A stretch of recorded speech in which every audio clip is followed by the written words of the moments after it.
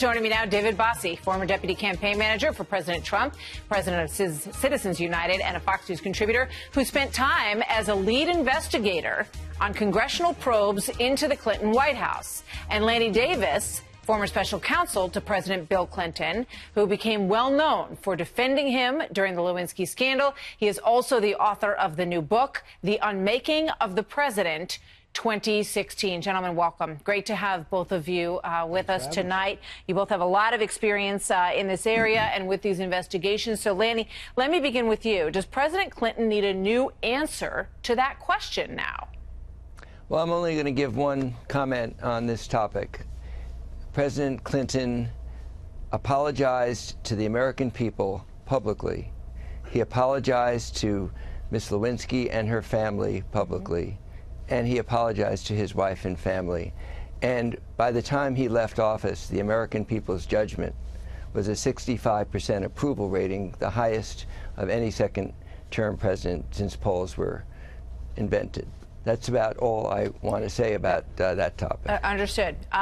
You know, David, let me get your response to this. It's also interesting that, you know, the part where he says, I left the White House $16 million in debt. Don Trump Jr. Tweeted about that today. He said, did Bill Clinton just MeToo Monica Lewinsky? I almost have no words. Props for him always being ahead of the curve as the first male to publicly somehow claim victimhood from his actions against women. Ballsy, stupid, but ballsy, says Donald Trump Jr. Your thoughts, David?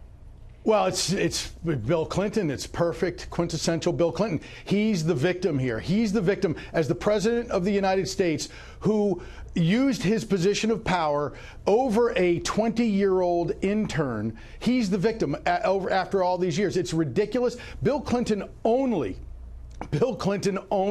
admitted the truth, which was that he had an affair with Monica Lewinsky only because the special prosecutor got a subpoena to draw his blood to force him to admit that he left physical evidence on a blue dress. That is how disgusting the facts were that we had to deal with in the 90s. All right.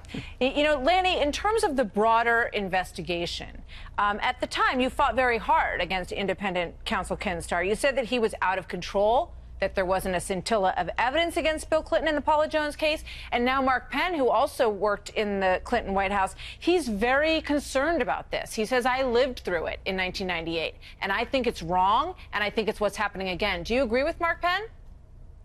I have no idea what Mark said. He's a good friend of mine, and I have no idea what quotes you're using. Well, he's written about 5 or 6 columns that basically say that he thinks this investigation's out of control.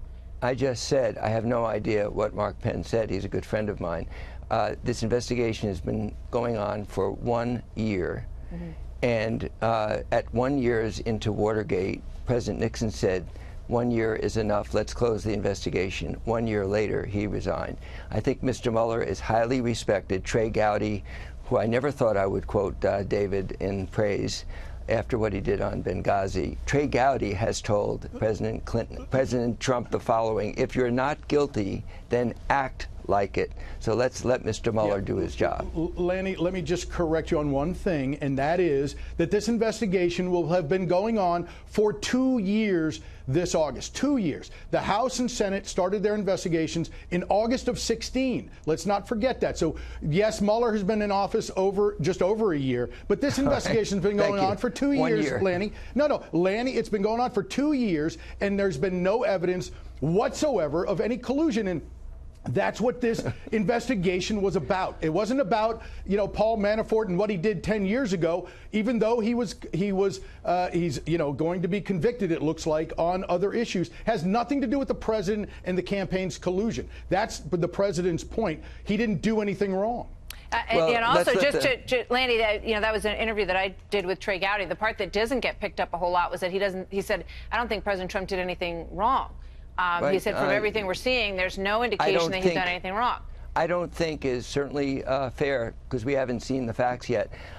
My friend David Bossie, who has become a friend over the years... But you say he should be impeached. Wait a minute, Lanny. You just said he should be impeached. You say President Trump should be impeached. And then you just said in the last breath that you don't think you have all the facts. Who just said he should be impeached? I did not say that. You have said that. I have said he should be investigated. I don't know whether he should be impeached. My book, which thank you for mentioning, Martha, calls for an investigation. And my friend David Bossie, we have become friends over the years, forgot to mention that Ken Starr investigated Bill Clinton and Mrs. Clinton for 7 years and $60 million. And back then, David wasn't complaining. Well, that's because Bill Clinton had one problem after another. It was one of the most corrupt administrations we ever saw. You look at how many independent counsels there were, Lanny. Look at how many different investigations there were, because there was corruption at every turn. This is an investigation, looking for some facts, but there's none there. And that's been the president's point the entire time. Let's wait for the facts to come out. But by the way, David, the last independent counsel after Mr. Starr found no evidence of any criminal wrongdoing by either Mrs. Clinton. Despite all your efforts, it ended up in a big zero. All right. Yeah. Let me ask you about James Comey, because I know that in your book, The Unmaking of the President, 2016, and by that you mean Hillary Clinton, because you believe that James Comey's actions toward the end of the campaign literally unmade her opportunity to be president. And you believe he lied. How so? Well, this is where, again, David and I may actually agree on something.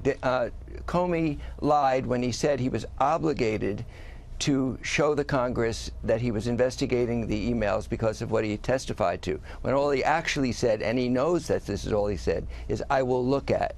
When he finally looked at 6 days later, as we all know as a matter of history, he found nothing there, and on November 6, 2 days before the election, he told us there was nothing there. I also agree that he should have been fired, but by President Obama, because he violated Justice Department fundamental rules.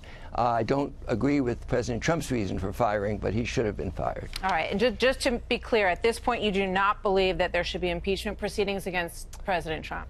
Not without an investigation. I want to see what the facts are after a thorough investigation. I'd like it to be a bipartisan judgment rather than a partisan one, which is what occurred to Bill Clinton in 1998. Understood. And Martha, that's why we need Republicans to keep control of the House, because that's the only way there won't be impeachment. The Democrats have no policy positions. They have no agenda other than to impeach this president to end his remarkable agenda and his successes. All right, guys. Remarkable. Thank you. I know you're not going to agree on that one. Himself. Lanny, thank you. David, thank you both. Great to have you here.